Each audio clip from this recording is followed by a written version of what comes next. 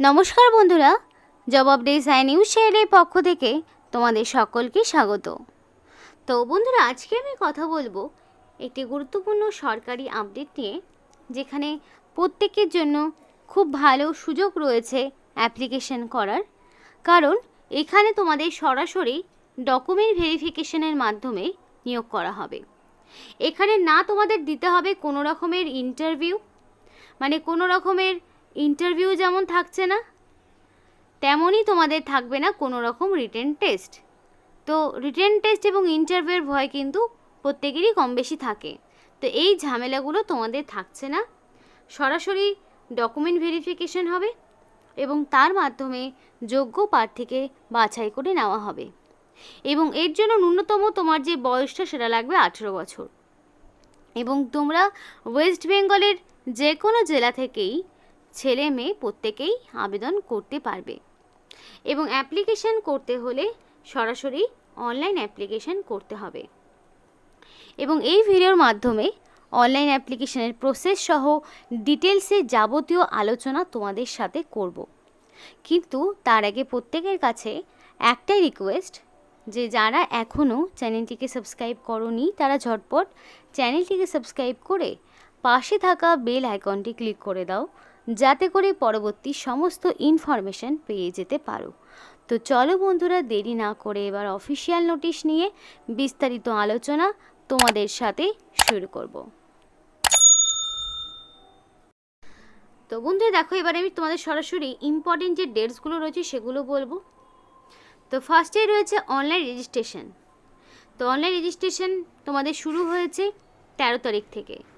13/9/2024 অর্থাৎ 13ই সেপ্টেম্বর থেকে এখানে অনলাইন অ্যাপ্লিকেশন শুরু হয়েছে, যেটা 29শে সেপ্টেম্বর পর্যন্ত জারি থাকবে। এবং এই 29শে সেপ্টেম্বরের মধ্যে তোমাকে কমপ্লিটলি অ্যাপ্লিকেশন সাবমিট করে দিতে হবে। তো তারপরে দেখো, এখানে তোমার ডকুমেন্ট ভেরিফিকেশান 7 তারিখে রয়েছে। তার মানে কি, রিক্রুটমেন্টটা কিন্তু খুব ফাস্ট হবে।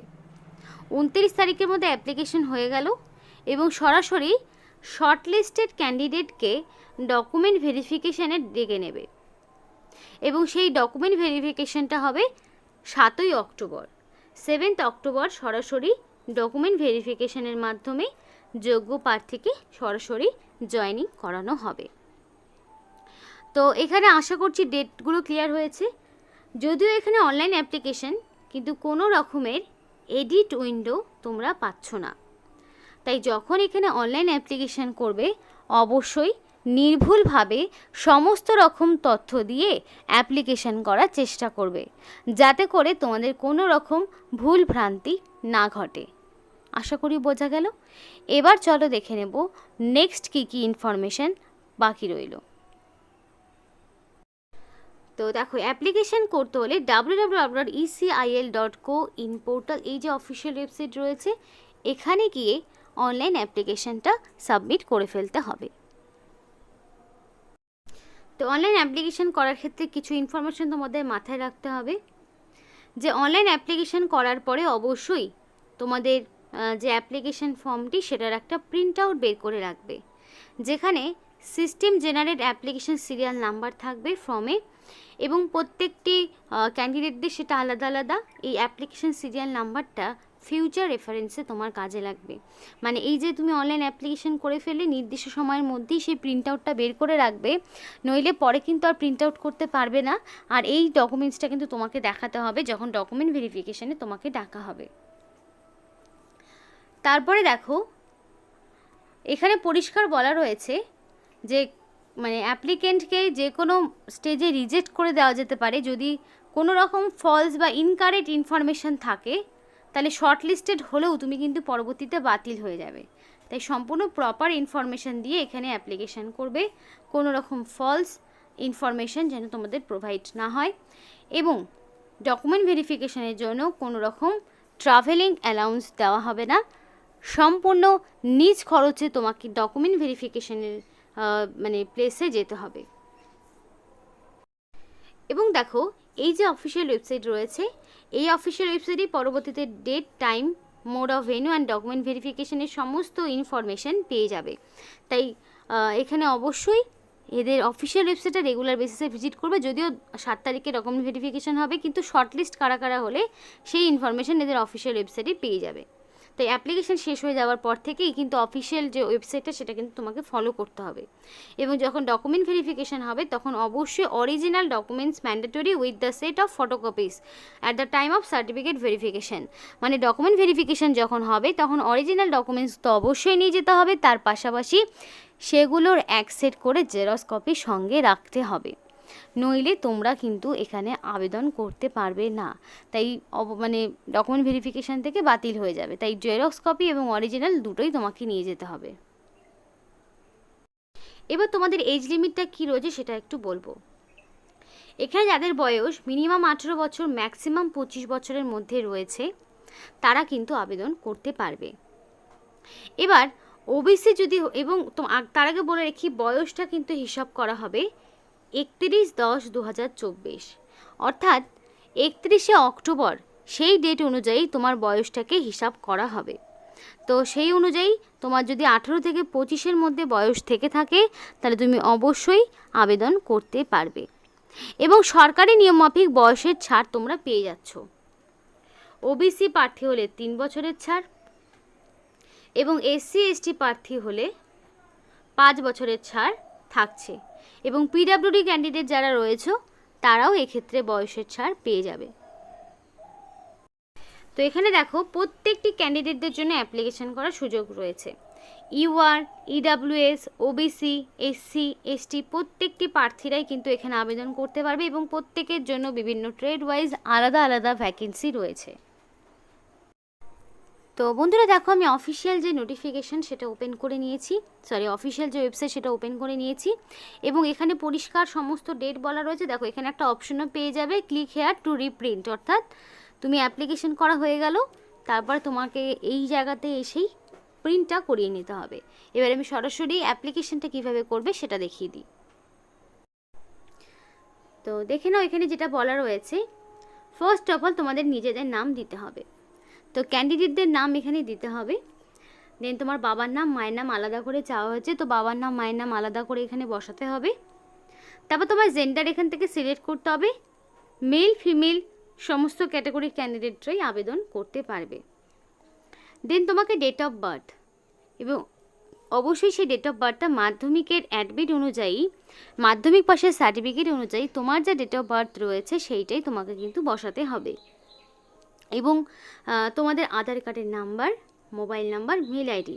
এবার দেখো মোবাইল নাম্বার এবং মেল আইডিটা অবশ্যই ভ্যালিড দেবে, কারণ দেখো এখানে তো তোমার কোনো রকম লিখিত পরীক্ষা নেই এবং কোনো রকম ইন্টারভিউ হবে না, সরাসরি ডকুমেন্ট ভেরিফিকেশান হবে। তো তোমার নামটা আদতেও তোমার শর্টলিস্টেড হলো কি না সেই ইনফরমেশান অফিসিয়াল ওয়েবসাইটে তো অবশ্যই পেয়ে যাবে। এবং বাকি হয়তো আরও কিছু ডিটেলস ইনফরমেশান নিজেরা নিজেদের মেল আইডি বা ফোন নাম্বারে যে মেসেজ সেটার মাধ্যমে পেতে পারো। তো সেই কারণে কিন্তু এখানে অবশ্যই valid phone number, mail ID দিয়ে অ্যাপ্লিকেশান করার চেষ্টা করবে। তারপর তোমার কারেন্ট অ্যাড্রেস, তোমার কারেন্ট অ্যাড্রেস বলে একদম তোমার এখানে village, post office, police station, district, pincode, state সমস্ত ডিটেলস দিয়ে অ্যাপ্লিকেশানটা জানাতে হবে। এবং স্টেট অফ ডোমিসাইল, তোমার স্টেট কি, ডিস্ট্রিক্ট নেম, ক্যাটাগরি। তো তুমি এখানে স্টেটটা সিলেক্ট করে নেবে। তো স্টেটের জায়গায় যখনই স্টেটটা ওয়েস্ট বেঙ্গল সিলেক্ট করে নেবে তখনই কিন্তু ওয়েস্ট বেঙ্গলের আন্ডারে যেই সমস্ত ডিস্ট্রিক্টগুলো সেগুলো তুমি পেয়ে যাবে, সেই ডিস্ট্রিক্টের নাম তোমাকে এখানে বসিয়ে দিতে হবে। এবার ক্যাটাগরি তুমি জেনারেল, এসসি, এসটি, নাকি ওবিসি, নাকি পিডাব্লিউডি সেটা তোমাকে দিতে হবে। এবার প্রত্যেকটি যা যা আমি তোমাকে বললাম, বয়স, তারপর তোমার অ্যাড্রেস, এগুলো সাপেক্ষে কিন্তু তোমাকে প্রমাণ দিতে হবে। বয়সের প্রমাণপত্র হিসাবে কি মাধ্যমিকের অ্যাডমিট, অ্যাড্রেস প্রুফ হিসাবে তুমি চাইলে আধার কার্ড, ভোটার কার্ড এগুলো দিতে পারো। এবার যদি কাস্ট সার্টিফিকেট থাকে তাহলে তোমাকে কাস্ট সার্টিফিকেটও আপলোড করতে হবে।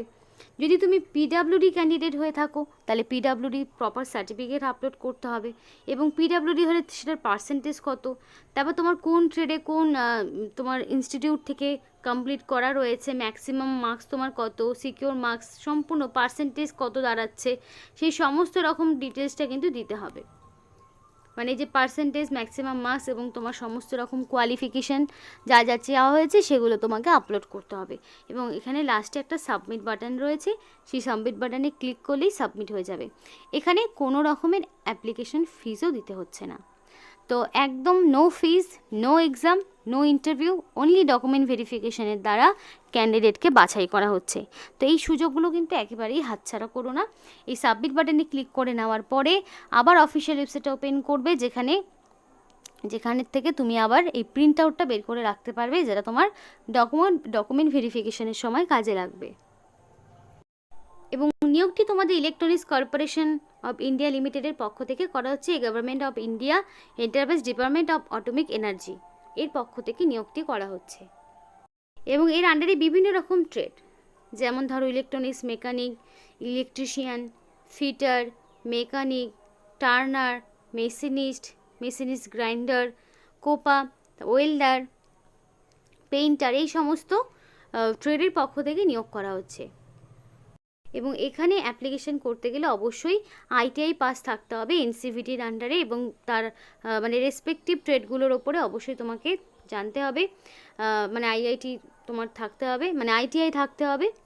আর এখানে তোমাকে পরিষ্কার বলা রয়েছে যে গভর্নমেন্ট আইটিআই স্টুডেন্টের পক্ষ থেকে 70% সিট নেওয়া হবে এবং প্রাইভেট থেকে 30%, মানে সরকারি কলেজ থেকে 70% স্টুডেন্ট এবং বেসরকারি কলেজ থেকে 30% স্টুডেন্টকে সিলেক্ট করা হবে, যেখানে সরাসরি ডকুমেন্ট ভেরিফিকেশনের মাধ্যমে, মানে 7 তারিখে ডকুমেন্ট ভেরিফিকেশনের মাধ্যমে তোমরা সমস্ত রকম নিযুক্ত হতে পারবে এবং বাই মেলের সমস্ত রকম ডিটেলস তোমাদের জানানো হবে। আশা করি বোঝা গেল, সমস্ত ইনফরমেশন তোমরা বুঝতে পেরেছো। তাই যারা অ্যাপ্লিকেশন করতে চাইছো তারা নির্দিষ্ট সময়ের মধ্যে অ্যাপ্লিকেশন করে নিও। তো এই ছিল আজকে সম্পূর্ণ ভিডিও। ভালো লাগলে অবশ্যই লাইক এবং চ্যানেলটিকে সাবস্ক্রাইব করে আমাদের সাপোর্ট করো, আমাদের সাথে থেকো, পাশে থেকো। আর ভিডিওটি সম্পূর্ণ দেখার জন্য তোমাদের সকলকে অসংখ্য